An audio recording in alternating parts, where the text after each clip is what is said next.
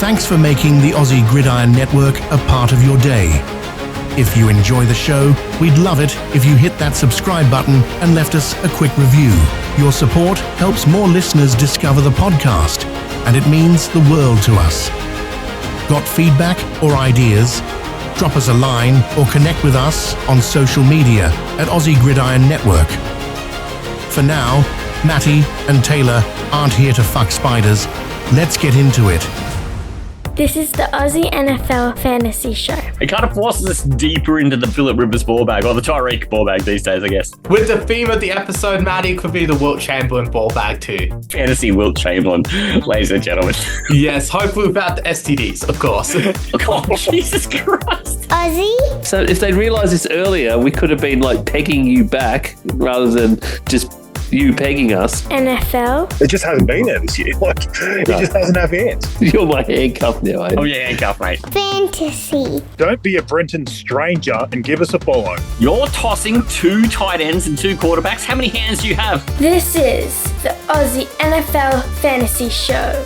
Cole Komet. Cole Metcalf. I feel like a Tuies, but For the Aussie Gridiron Network, this is the Aussie NFL Fantasy Show. They call me Matty C, and joining me, as he has all season long, for better or worse, shit, at this point, maybe till death do us part, it's Australia's finest fantasy analyst returning. It's Taylor Goodall.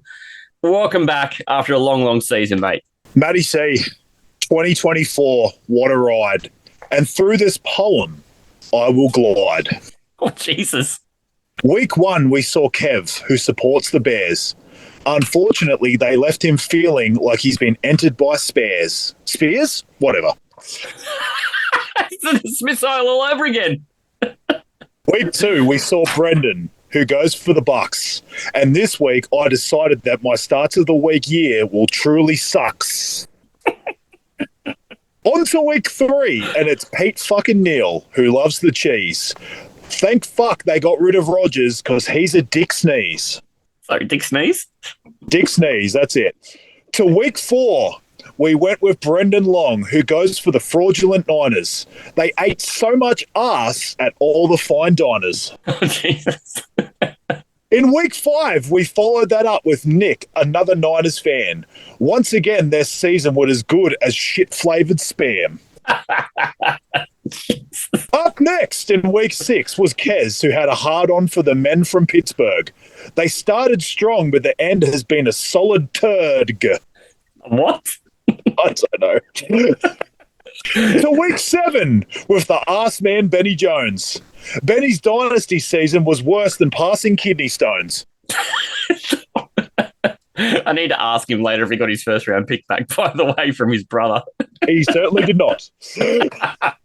In week 8, we had along the Astro champion Joel, another Niners fan forced to drink from the Purdy Turdy Bowl.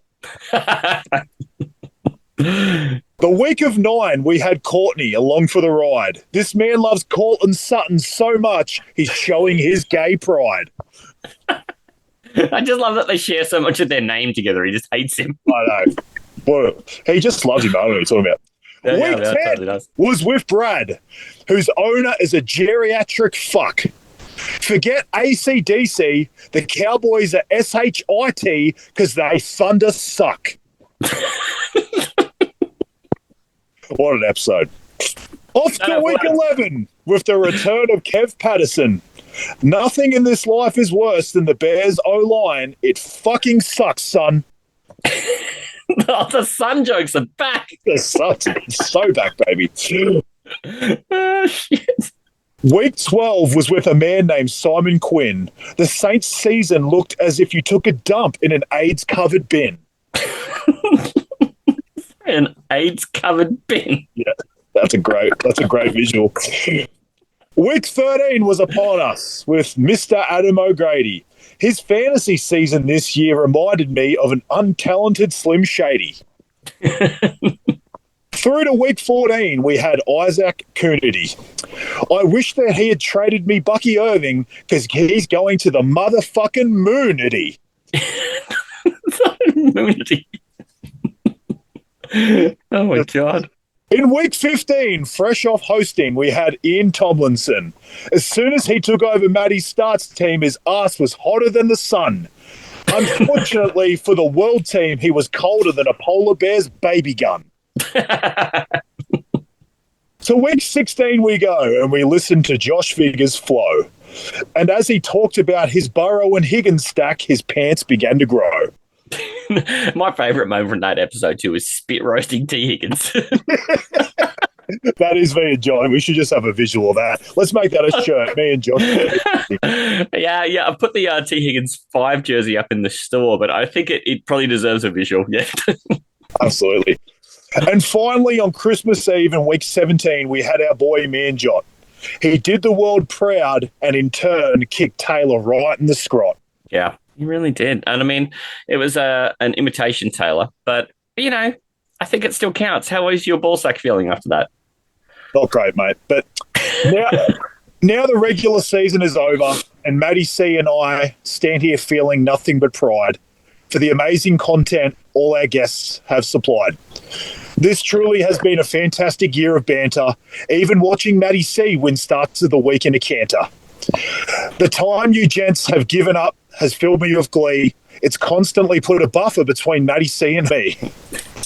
I thank you all for the best season yet.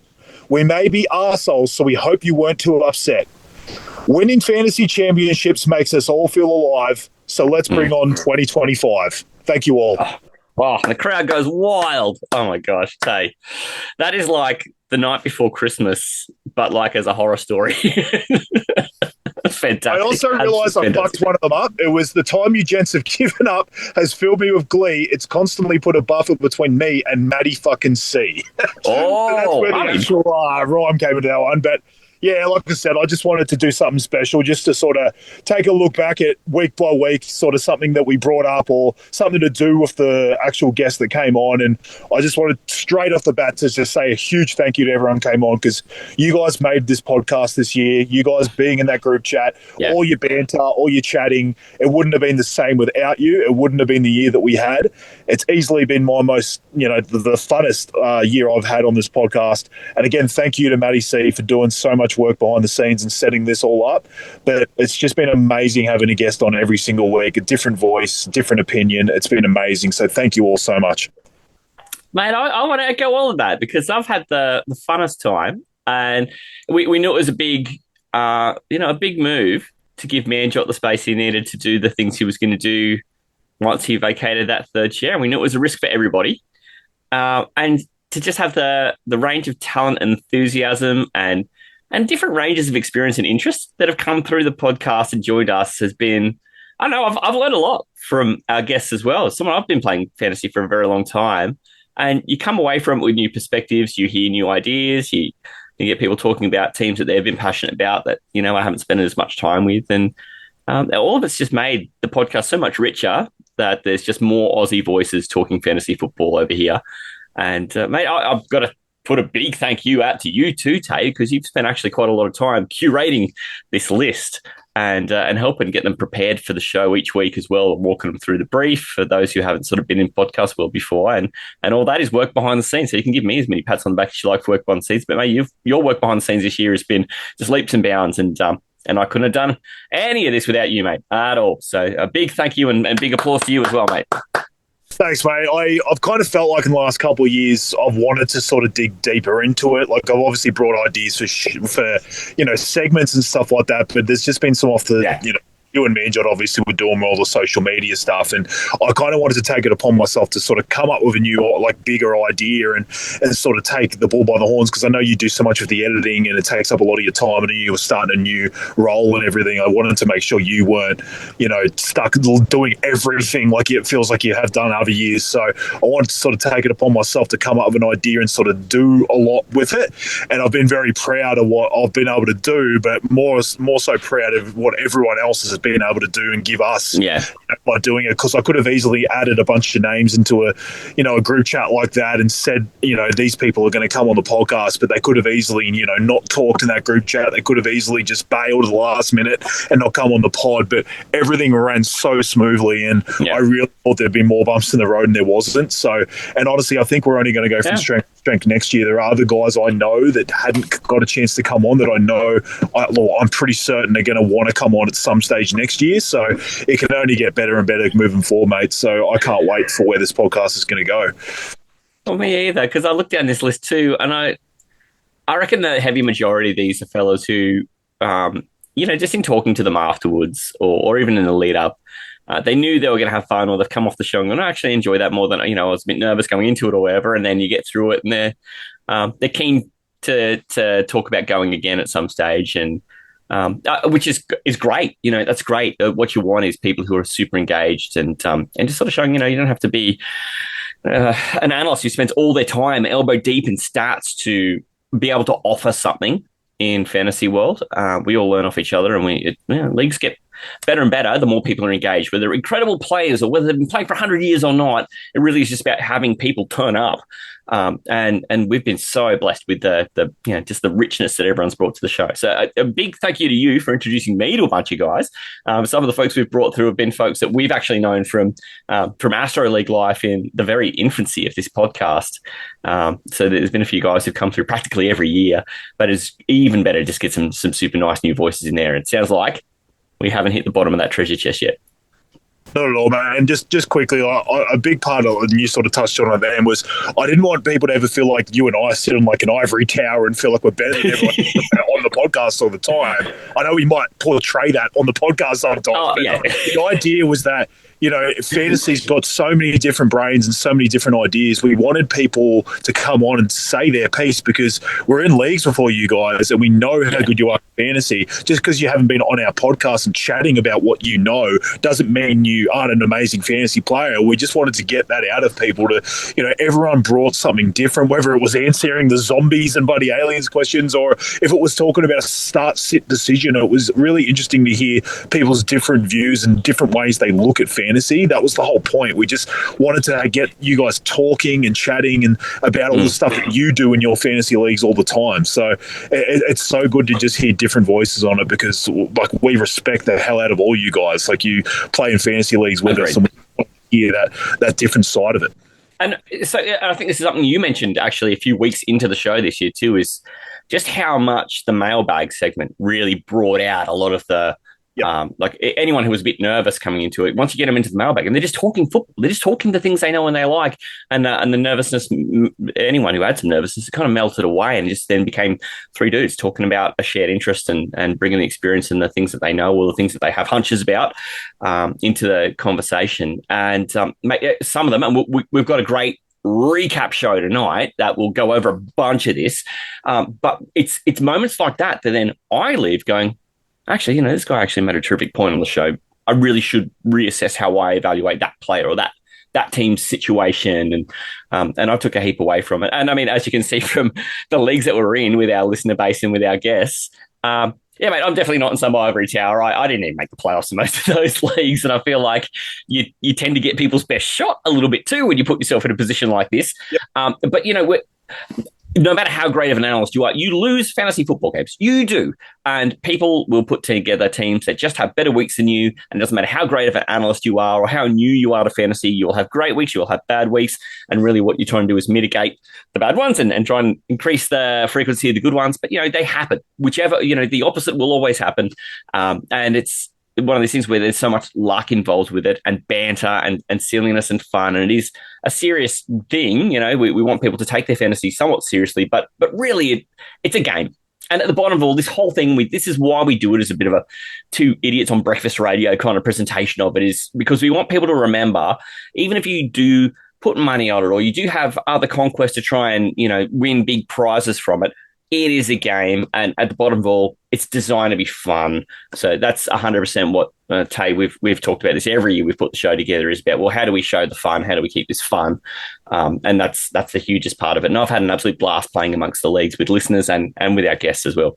Me too, mate. And like I said, the podcast is going to go from strength to strength, and we're going to open up even more leagues, different style leagues. So, I don't think this is the end or that we're going to stay stagnant. We're going to be trying to think of new ideas, and that's why we have everyone in that group chat. Is we want all the ideas coming through. Like if you guys in there like have, you know, some cool idea or different league you've never tried before, bring it up, because we'll just start a league. Like, even if there has to be some leagues that like you and I don't pop in, but some of the other guys, and we just sort of mix match, so we're in like 8 leagues each or something. I just think getting as many different styles of leagues, like we had the guillotine this year, which a lot of people had never done before, and that was a really cool concept. We did a super flex, but 16 teams, which is something my God, many people would have tried that. So that was 2 new things. We might do like an auction draft or something this year. We'll come up with different Brad was big on that. Yeah, he reckons auction draft's the way to go. Yep, so Brad could sort of spearhead that. Let's try some different things, because that's the, you know, most exciting way to do it. So can't wait for 2025. Tim is no great. So a big thank you to all our guests. And I mean, we had a few come through multiple times. Kev seemed to just be on call if ever we needed him. Isaac, very similarly. Pete Neal came on a bunch of times. I mean, we were so fortunate to have folks who just made themselves very available. But then also, you know, we had some of the fellas from the Astro League come through who we've had through before, but then the great new guests. So we've gone through. Tay's done an incredible job naming and rhyming for all of you. And mate, I'll tip my cap in a different way, because you know, we know that white boy rhyming over here isn't really my strong suit, but a big thank you to you all. And we're going to go through in the recaps of the show too. Everybody contributed a little something at the start of the year about a little tip or a hunch they had about a player they thought might overproduce or provide some value. So we'll recap that. We're also going to talk a little bit about the success of the 5 questions segment as well, which I thought was a lot of fun. And then also, Tay, we had some water bets through the year. We even had some water bets with some of our team in the AGN or some of our guests. And then we'll talk a little bit about starts of the week.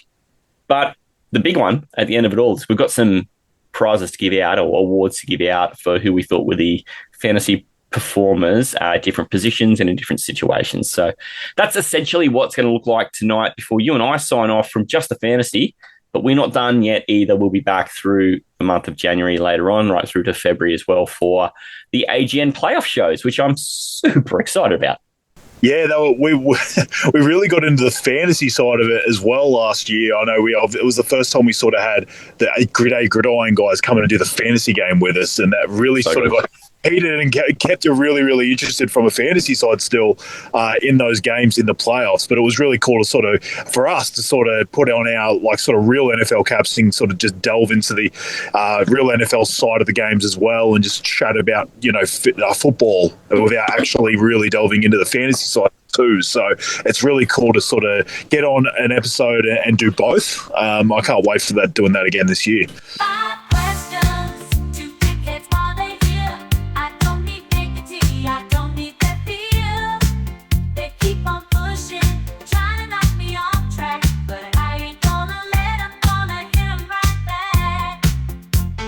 Look, what I want to do first of all, Tay, I wanted to just dive into a little bit of behind the scenes for everybody here about how this 5 question segment became to be, because like we knew we were bringing through voices that we hadn't heard through Fantasy World this year, and we knew we were bringing on folks who we have spoken to before, but we want to try and unlock a little bit extra out of them this time around.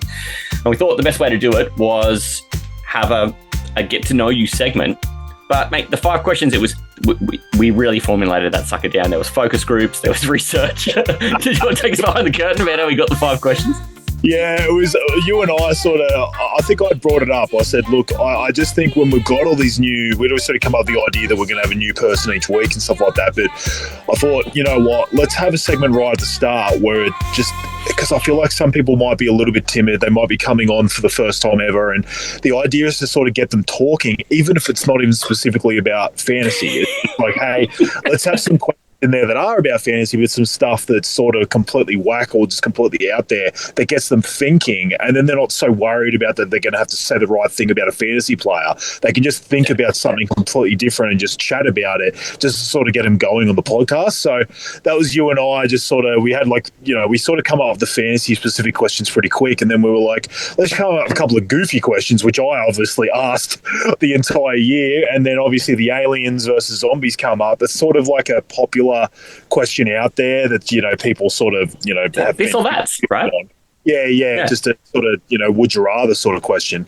And then obviously, I think I gave up over it. I don't even know how that happened. Like, just the idea of the Tinder profile, we just thought it'd be funny because it's, you have a sort of tagline on your your Tinder profile. I think I've never been on Tinder myself. I've been with my wife now for 15 years, which predated any sort of online dating stuff. But I think the idea was to sort of like mix something funny out of fantasy with fantasy. So I was like, what's something funny you could put on your Tinder profile? And then obviously we had the regular NFL fantasy questions, like your favorite fantasy player of all time and how you found your favorite NFL team. And then just generally the first question from you, which is really just the idea to really get the ball rolling and people chatting about themselves, was just tell us something about yourself that no one would know. So we just felt like those 5 questions were well-rounded. We felt like they were very different from each other, and they got the guests talking at the start of the episode, and I feel like that definitely worked. Yeah, didn't they? I mean, I learned that Pete Neal had Lyme disease. I learned that Kev Russell's Crocs for fun. Like, how many things can you learn? Courts had run a marathon, and I ran into him through Instagram, not knowing that you and I actually had him in common. I just ran into him because I had an Instagram set up about my running stuff. Just everybody come through who gave us something interesting about them. It kept on going. Rain Man. The last one we had was Rain Man, for fuck's sake. Like, there was gold in them, their hills. It's been a pretty good question. I think it's a good icebreaker too. You get someone to talk about themselves a bit. That really helps. And then you come in with the aliens and zombies question that really opens the floodgates a bit. And I think one thing that our show does really well too is most of our drops and most of the things we do to advertise the show are a bit less about the fantasy stuff and a bit more about we just kind of end up talking nonsense a bunch, or things that, we'll make comparisons that are completely absurd and then relate that back to fantasy, and the absurd bit winds up in drops. And so I think, just to show how simple it is to get into a conversation where you can end up being so drop worthy. Everybody came through, wound up in multiple drops this year. And again, our show's richer for it. So it was a really cool segment. I'm looking forward to what we do around our guests next year, because I've got a feeling that segment may be back in some, whether it's the same or whether it evolves a little or whatnot we do with our guests next year. I feel like we'll put our guests through a little bit of a ringer again to try and squeeze a little bit more juice out of them there on their way in. Get the focus groups back, mate. Let's get the focus Now, our guests actually came through and gave us plenty of pre-season calls too, and I wanted to get on this while we're still talking about our brilliant guests. And what I did is, after we'd spoken to them all, I kind of broke these down into by position, and then the fellas who have been part of the network the longest, I kind of highlighted them themselves. I thought that would be a good place to start. We'll start with the fellas who are on the network. Do you remember when Manjot came on and said he thought Jared Goff was the guy to go after? Yep. Mate, anyone at the start of the year, if we said to him, okay, Goff's going to end up as a top 5 or 6 quarterback, I reckon you would have been pretty close to laughed off the island, because he's not a running quarterback and his rushing game around him so strong. It did seem like it was a bit of a bold call. Mate, he came up trumps. He came in at quarterback 6. Yeah, and honestly, I gave Manjot a lot of credit. He brought it. He was like the first person I heard talk about the whole dome thing. Like, he said that he basically doesn't play outdoors all year. It was like 3 games total. The 2 times at the end were literally the last 2 weeks. Like, he played in the dome almost all year.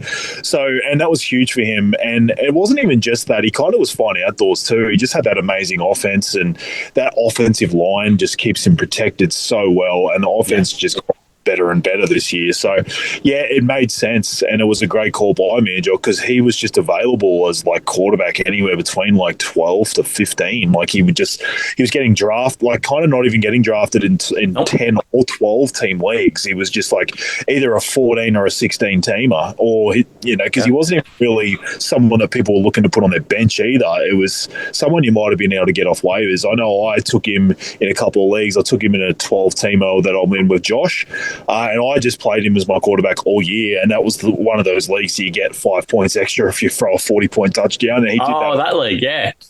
So even better in that league, because he just had some mammoth weeks. So, yeah, it was a great call by Manjot. Great call, and only to be followed up by Brad, who came in and said, for a guy who played as many snaps in the NFL as you and I combined, Tay, that Jaden Daniels was the guy to look out for. Only goes up and throws up a quarterback 4 season. So, just goes to show you how much this guy knows how to evaluate a talent. He's a coach. He spends his whole time working out how to get the most out of a player. He just sees this guy and goes, oh, that'll translate into fantasy points. And Brad's bang on. Yeah, and I know we're going to probably talk about some of the G'day Gridiron guys in general, just hit it out of the park. Honestly, they sort of showed their fantasy chops, and I think they all pretty much picked a winner in terms of fantasy. So, yeah, look, that was great by Brad. He was a guy I liked. I definitely targeted Daniels in a few leagues. He had the baseline. I brought it up at the start of the year that we were basically picking 4 of the top 5 quarterbacks we were picking had rushing baseline. Then all of a sudden there was this chasm of pocket passes, then all of a sudden it's Daniel sitting there at like quarterback 12 to 14. And that's the range. That was the biggest value. Like, it was like, if anyone's going to hit, it's a guy like him that can come straight out of the bat and run the ball. And, he's getting drafted so much lower than all the other running quarterbacks. So that was a huge win by Brad. Yeah, nailed it. And this is the thing, right? Early on, you just don't know which of those quarterbacks who are new, who are going to have the rushing baseline actually come off. Because, the NFL's a tough world, and you've just come from a full season of college, right through your pro days, right through all that pre-draft process, through all of it into mini camps, then through preseason, then straight into the season. And there's that rookie wall they talk about. You just never know how a young guy's going to survive all that. But great call from Brad. Ian went straight to the running backs and only picked the guy who was a pretty high-rated player in the first place. You, myself, Ian as well, all agreed we thought Saquon was going to over-deliver this year. He doesn't just over-deliver. He has the pinnacle season of pretty well any running back. They're actually resting him this week with an NFL record in reach because they're thinking more about their long-distance goals in the NFL. But Saquon, fantasy running back number 1. Nice call, Ian. One with a bullet. He was the running back I ended up with the most shares of. I was incredibly confident. I know this isn't about me. I just sort of piggybacking on what Ian sort of brought up as his sort of player of the year that he was looking for. But, yeah, he was going like sort of running back 8. Like, you could get him pretty easily at the end of, say, some first rounds. Like, it was just, an amazing value on a guy like that. He came from a ridiculously shit offensive line. He went to one of the best in the league. That was a huge sort of point to look for, I think, in running backs this year. And even though he obviously had a quarterback that was taking some, rushing touchdown opportunities, the fact is he was going from a team that had no rushing opportunities because their team sucked and they couldn't get in the red zone to an Eagles team that, hey, yeah, the quarterback might take one, but you're getting way more red zone looks anyway. So it didn't really matter that the tush push was there. If Saquon could run one in 5+ yards, he was able to do it. So, yeah, it was an enormous win. Like, basically, Saquon was what CMC was the year before. Like, the percentage of people that drafted him, the amount of times they made it to at least, say, like the semifinals in the fantasy world, I think it was something like 7%. Yeah. You just rode him. So nice call from Ian there.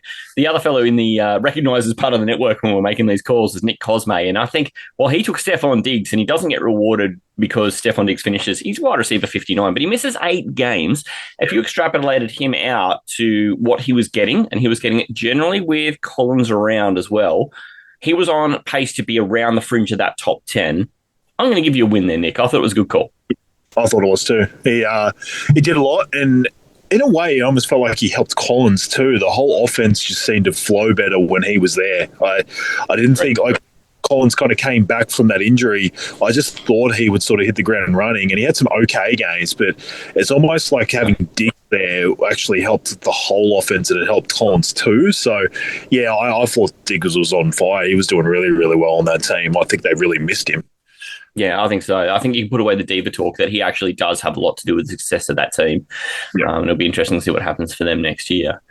Now, as we go through the rest of the guests who gave us a preseason call, some of these guys have actually wound up having bigger roles in the network now than they did when we first aligned it up. So that was the 4 guys who gave us their calls as part of the network from the G'day Gridiron slate and the pastry press.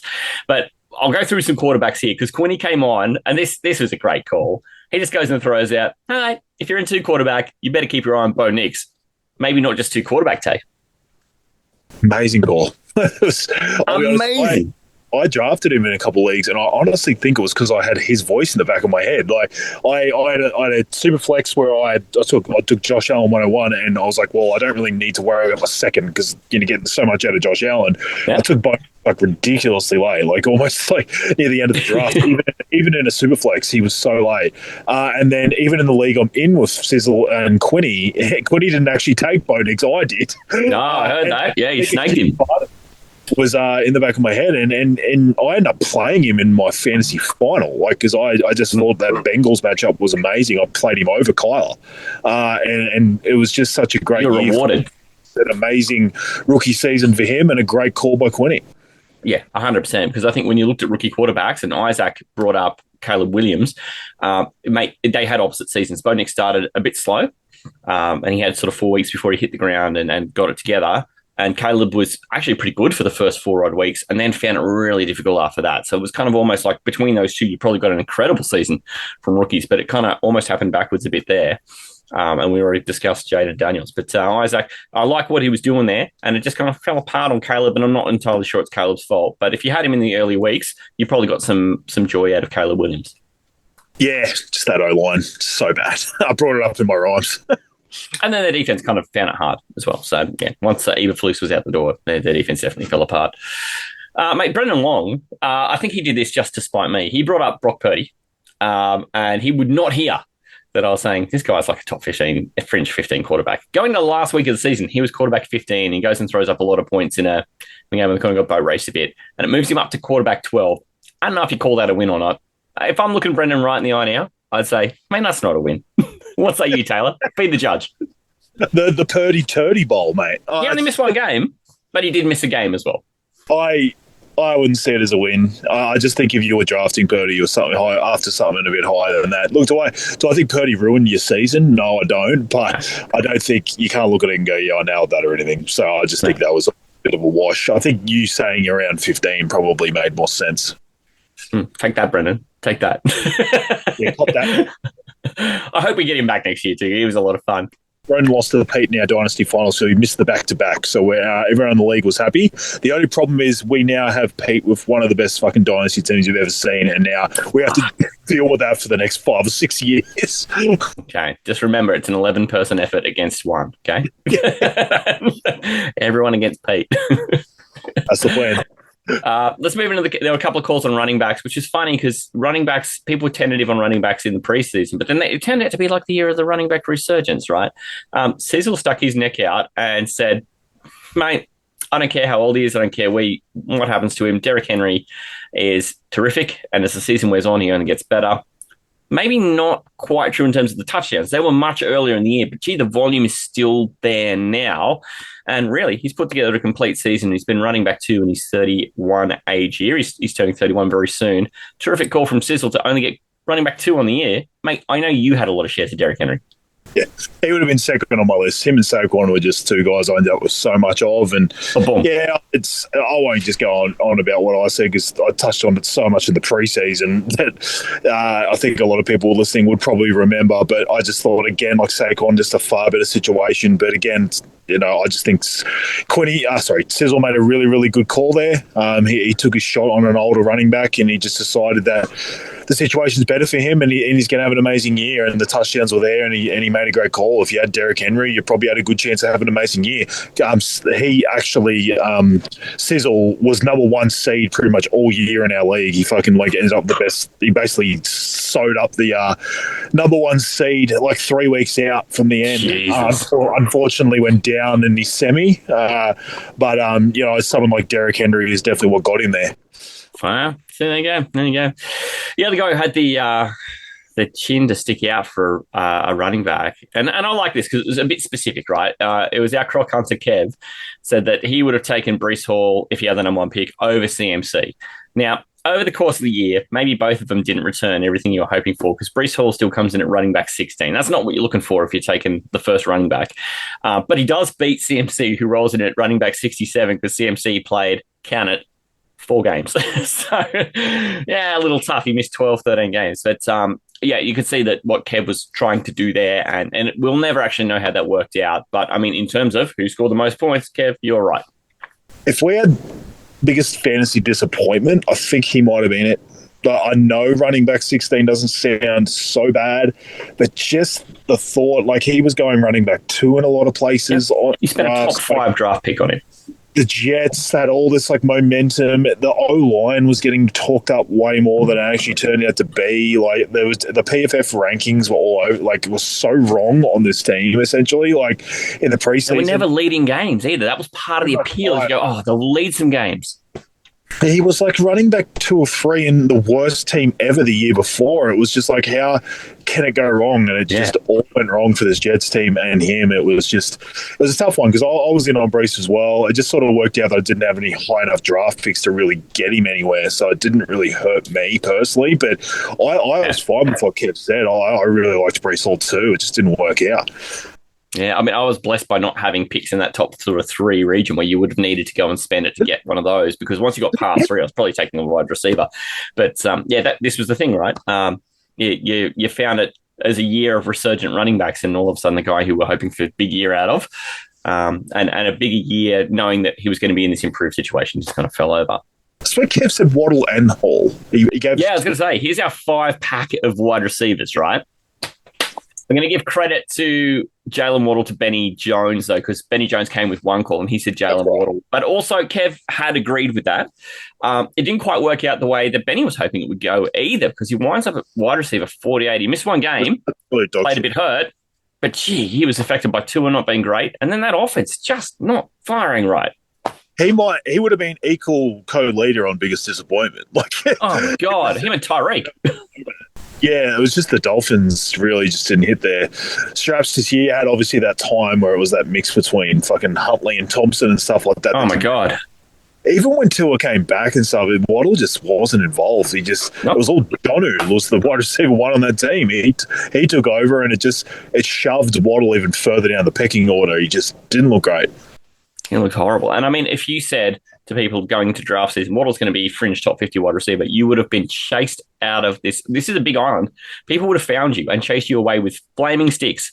It would have been impossible to say that with a straight face. But this is how fantasy works.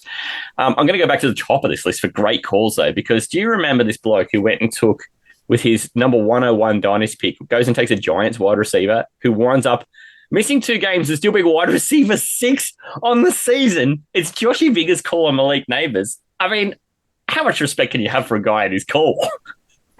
Yeah, look, obviously the Giants fandom probably sort of plagued him a little bit on that. Actually worked in his favour with this one. Malik Neighbors, given his quarterback situation, was outstanding. I know he sort of hit a my God. Middle, but just everything outside of that, the start of the year, the finish, he just dominated. And the fact is, targets are an earned stat, and he was just getting them in space. He's in for a great future, and if they can work out that quarterback position, he's that number 1 pick in dynasty is not going to look bad at all.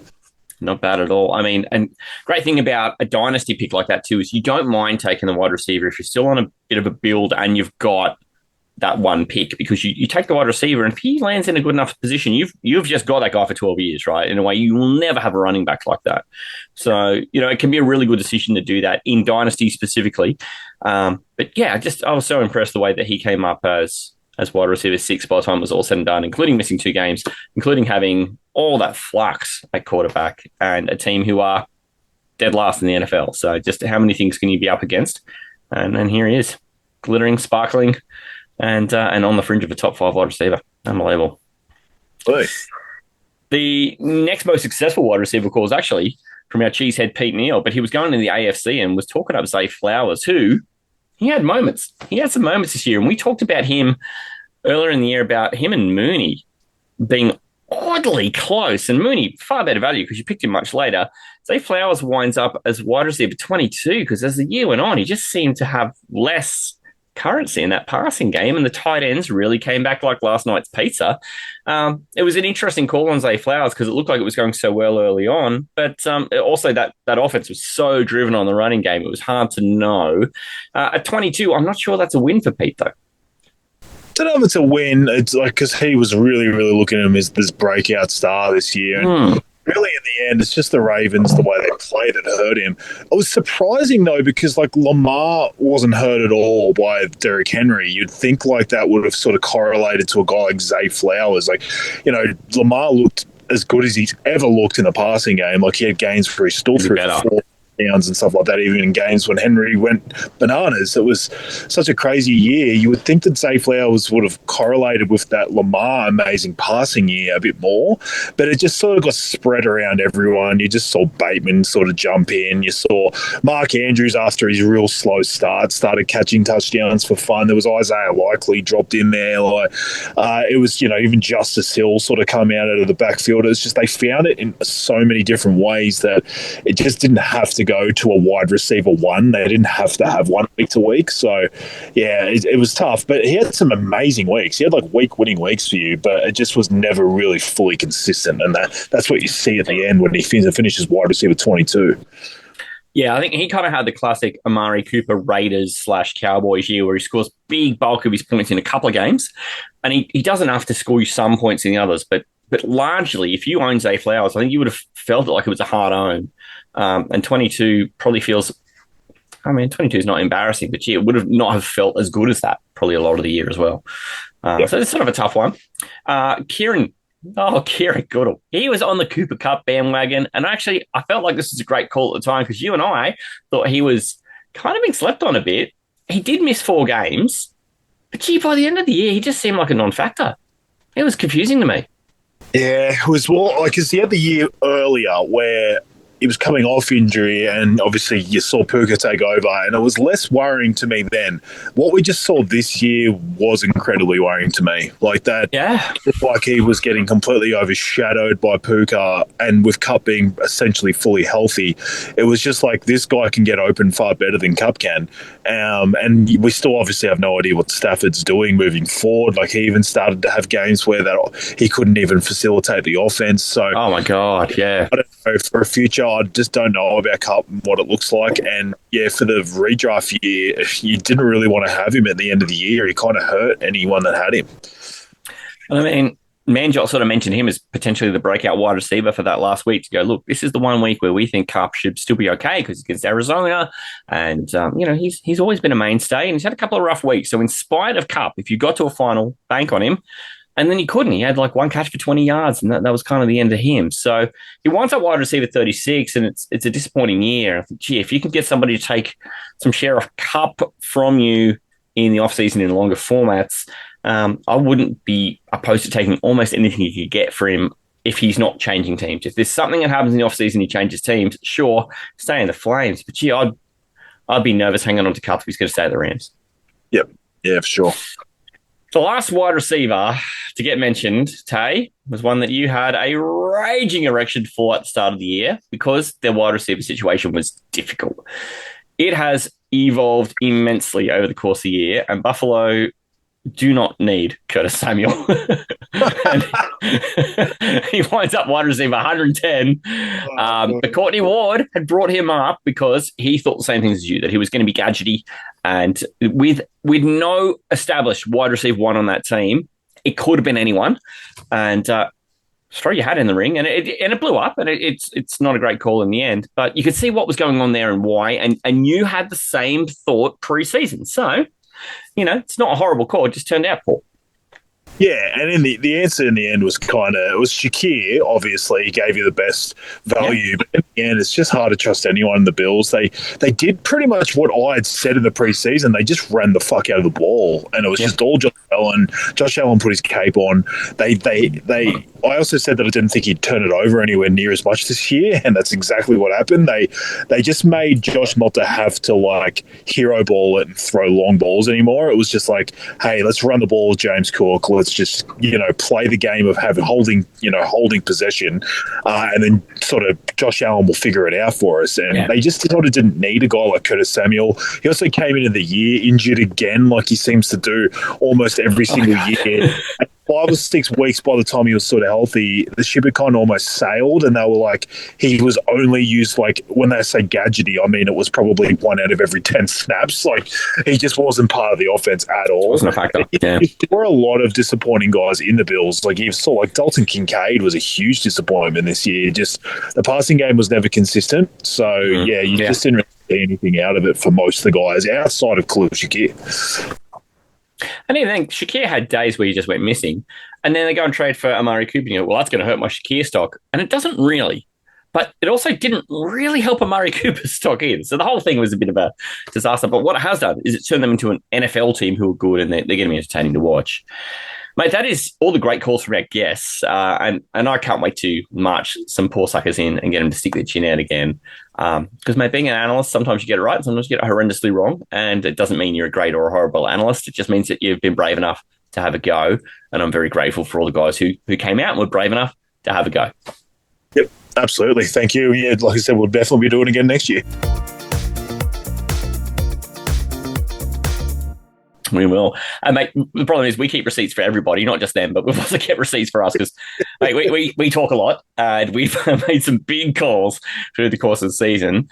Before week 1 came, we stuck our chins out on who we were like, these are our ride, our die guys, and the guys we thought were going to have pretty big impact and you were going to get some great value on. Do you want me to go first? I'm pretty happy to put my chin out first and say my call on Tua did not work out how I hoped, mate. He missed 4 games. He winds up quarterback 21.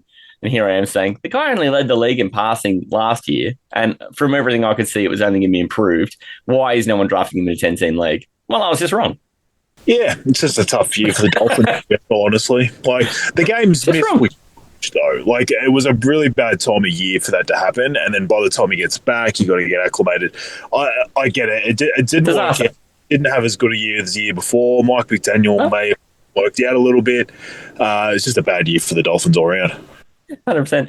Mate, you were a lot more successful with your Kyler Murray call, but it probably wasn't what you were hoping either. He comes in at quarterback 11. You had some designs that he was going to finish a bit higher.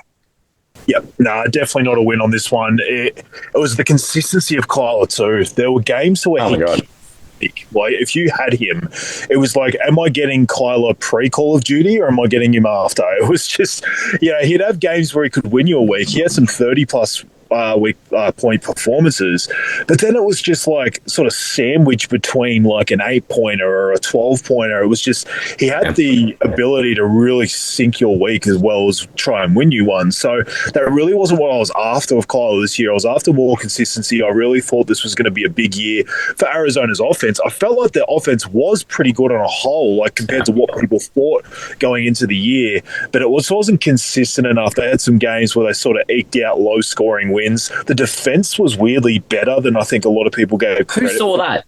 Who saw that coming? I really thought Kyler was going to have to win them games like 34-31 and stuff like that this year, and it didn't sort of eventuate that way. So, yeah, Kyler just so inconsistent.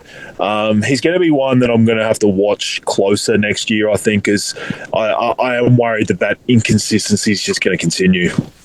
I mean, the amount of weeks where he just threw you 1 touchdown pass, it's not enough. We were hoping he'd rush more. We're hoping he was going to be more effective with his legs. But mainly, we're expecting the passing production was going to be there. And it just fell over in so many different ways.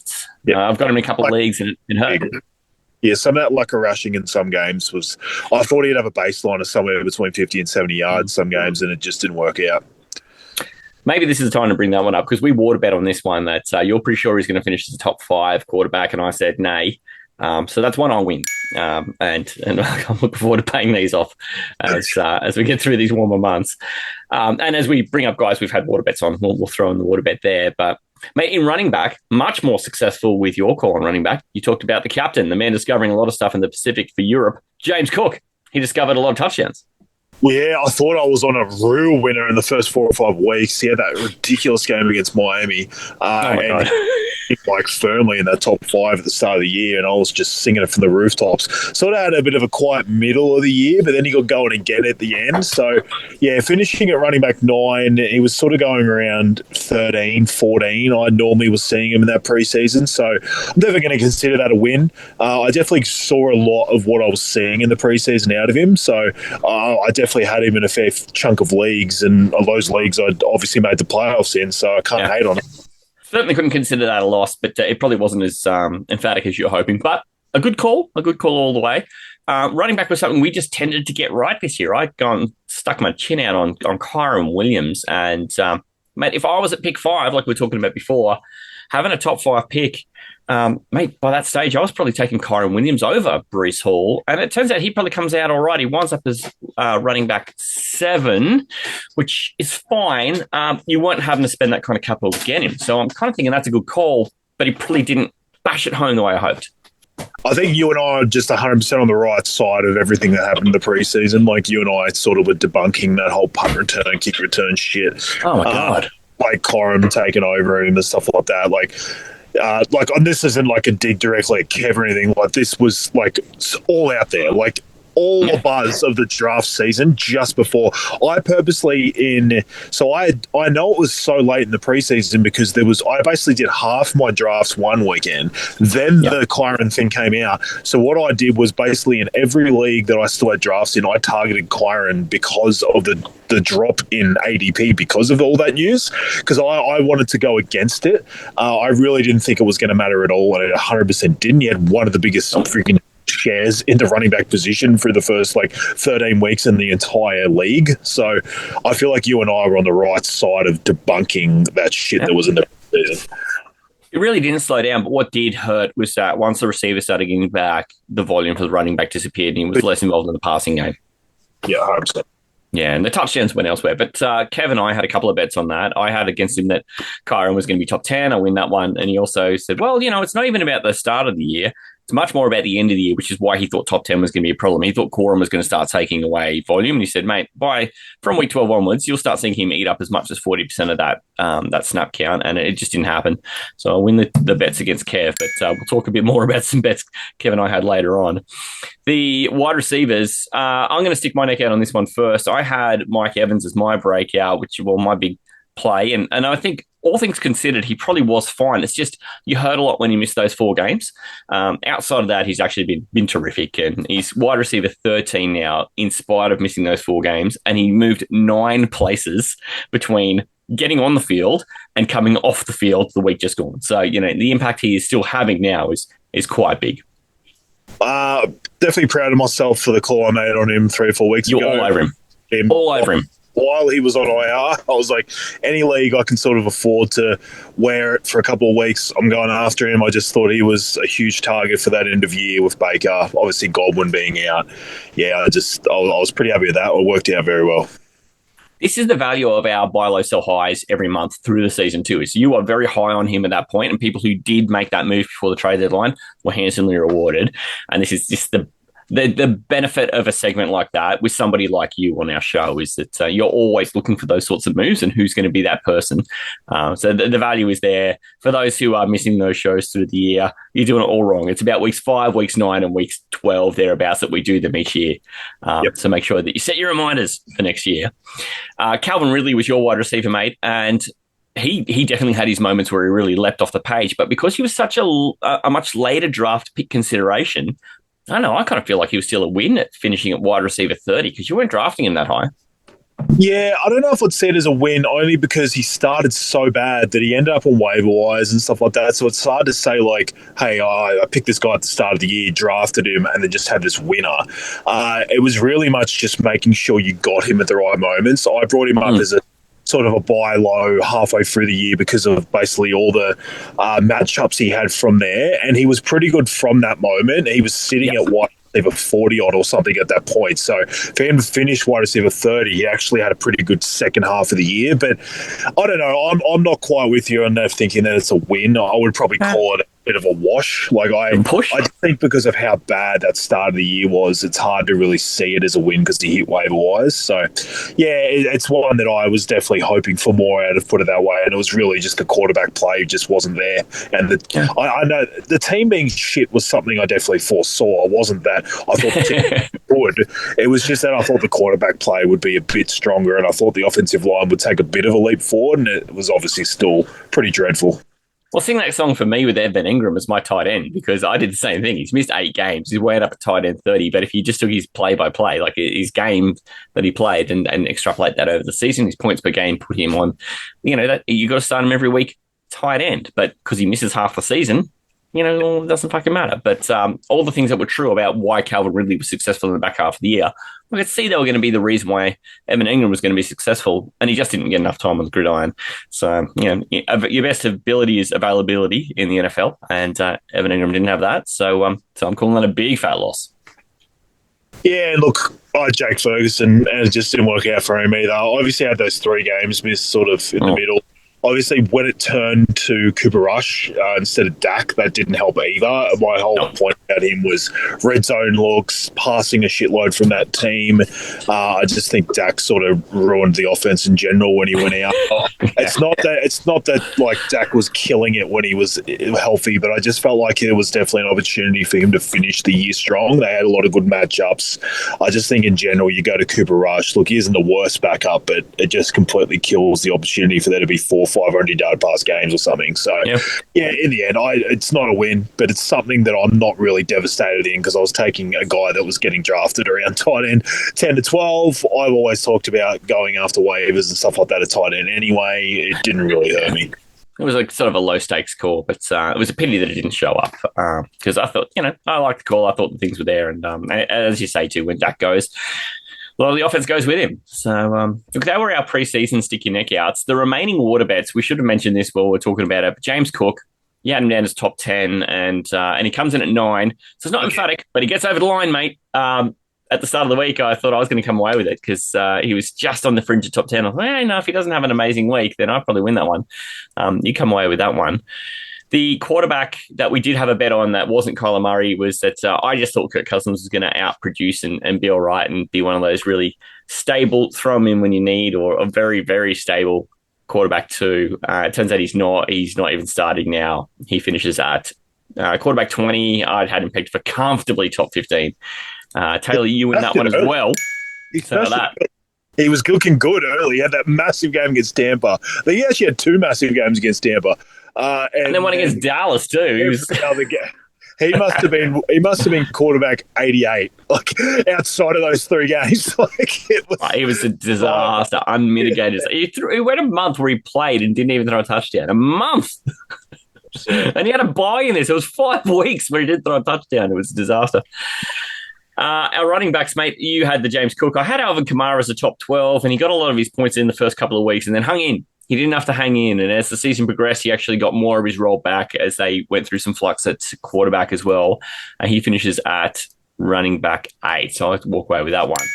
The emphatic one at running back, though, was that we had a non-fantasy bet. We had a touchdowns bet on Derrick Henry, and this thing was over in about 3 weeks, mate. 11.5 touchdowns. You've never seen a bet look more home so fast. It was just like scoring 2 touchdowns a week. Like he just was absolutely dominating. But yeah, it was good to see that come to fruition for me because I was just so that the whole point of why he was going to be good in fantasy was the red zone situation. It was like, they are ranked 25th in terms of PFF O-line, so that doesn't sound amazing, but the difference between what he was dealing with for Tennessee and the better coaching and everything, I just thought it was going to come to fruition, and he was going to take a lot of that red zone, and that's exactly what happened. So, I was pretty happy with that. He ate, mate. He ate. He had 14 rushing touchdowns. He had 11.5 as the line. I think he had that 14. Oh, God, he had 12 of it by about week 10. It was over very quickly. And he's even had a couple of receiving touchdowns to throw on that, but they're kind of just like oregano on your margarita pizza. The wide receivers, we actually didn't have any big conviction bets here. I was trying to make something out of Michael Pittman. Wanted him to be a top 20. I don't know. The Colts were a disaster. Pittman missed a bunch of games. He winds up at wide receiver 42. So, Tay, you win that one. I can't believe I have to wear 2 leagues of order for Michael fucking Pittman. But there you go.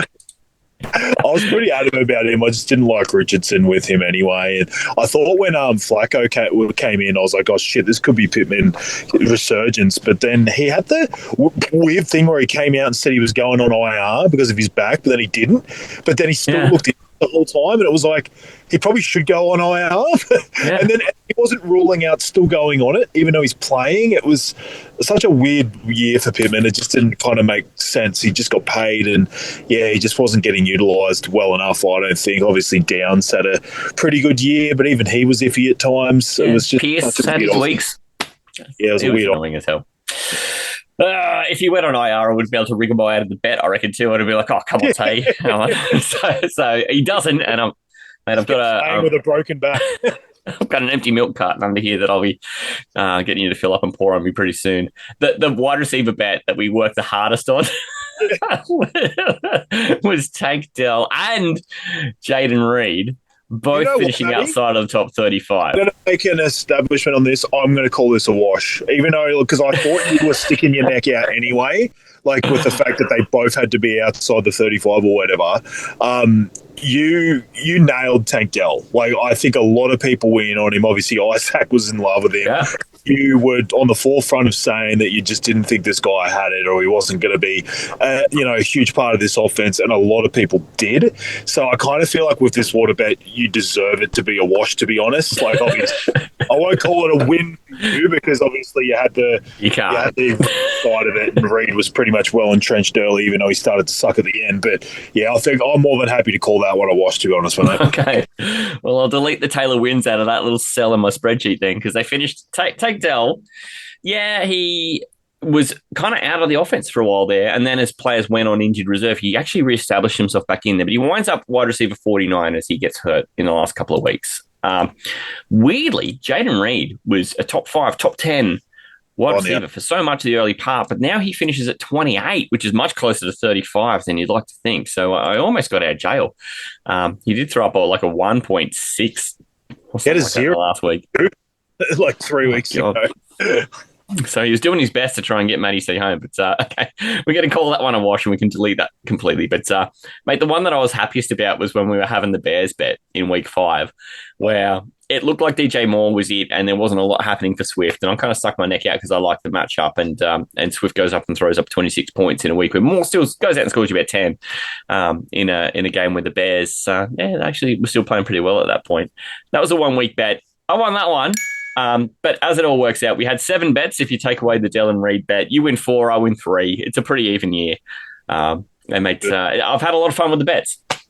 Yep, I had a pretty shit-ass year with the bets last year, so I was pretty happy to actually get a few of them right. It was, when it was you and Manjot. Manjot killed us. He didn't miss a bet last year. He won them all. I know. It sort of went weird. It was like Manjot probably didn't feel like he had a good year in fantasy, but for whatever reason, he was able to make pre-season calls that worked out. Killed us. Hours. So, yeah, I was happy to actually get a few of them right this time, because I'm like, fuck, if I get them all wrong again, I'm just going to start forgetting about the pre-season and just fucking turn up week 1. Like, so Tay, pre-season calls you like, you can't draw me. No. Comes to my hand, I'm dead. There are a couple of other bets that we made outside of you and I, mate. I talked a bit about some of the ones that Kev and I made. We also made, weirdly, 2 bets on Las Vegas Raiders quarterbacks for God knows what fucking reason. But 5 stakes. Oh, my God. We drew lines in the sand pretty early. He was a Minshew guy. Who was an Aiden O'Connell guy. Of course, I'm a Minshew guy. And Kev decided he was in the Aiden O'Connell camp. And so we threw some lines up. We said, I reckon that Minshew was just going to be the starter all year. I believe he's a better quarterback. And that unless he was going to be injured, he would start every game. It doesn't happen. Kev reckoned that AOC would be starting by week 8. So we said, okay, barring injury, let's put the line in. And we made 2 bets. One, AOC starts by week 8 barring injury, or Minshew all season. So Kev wins both. And that kind of balances the Kyron Williams, Blake Corum bets. But yeah, so we had 4 bets there. We win 2 each. The other remaining 3, I had one against Kev between Javonte and Audric Estime for 1 week, week 11 only, where we picked them opposite each other in starts of the week. And we were just talking about, okay, who's going to score the more points? It looked like Estime was starting to get some run, and I was still a believer in Javonte. And Javonte gets home on that one. So I win that one in, and it was about 11 points to 4 or thereabouts in week 11. Mate, your bet with Joshy Viggers a couple of weeks ago with ETN and Bigsby. We all know how that one went. Joshy gets the biscuits there by a similar rate. It was about 10 and a half to about 5. Have a go at this one. Week 10 only. Manjot versus Matty in the Astro League. And Manjot bloody won by about 110 to 80, and he has not shut up about it since. So it's been... Probably never will. It's been 9 long weeks, mate. 9 long weeks. Maybe like 2045. He's like, remember that time? I just dusted Matty. Yeah, well, it couldn't come at a better time too, because he'd started 0-6 and he just started to get his team on a bit of a roll. I'm like, I'll stop you, mate. And I didn't. I just couldn't do it. So, Manjot will be like 28 years old by 2045 too. oh my God, yeah. He'll finally be old enough to vote and do all sorts of great things. This is the Aussie NFL Fantasy Show. Winston, basically, I think this game here, you could tell me he threw 6 touchdowns and 6 interceptions in the same game, and I wouldn't be fucking surprised. I would play Jono over him this week. 100%. Aussie? I hope you're really, really shit at start of the week this week. It'd be awesome. I'll see how I go. I'm a bit rattled, but I'll figure it out. Rattled is Taylor's thing. Yeah, that sums out my season, I think. NFL? Hang on, let me unpick this for a second. You wish Dan Campbell was your son's dad. Fantasy. Ironically, no woman has ever been hurt by a Matty CD. There's nothing even ironic about it. It's just straight up facts. Hashtag facts. This is the Aussie NFL Fantasy Show. Suck on my Chubba Hub? I don't know. That's good enough. I was about to say he didn't beat around the reach bush.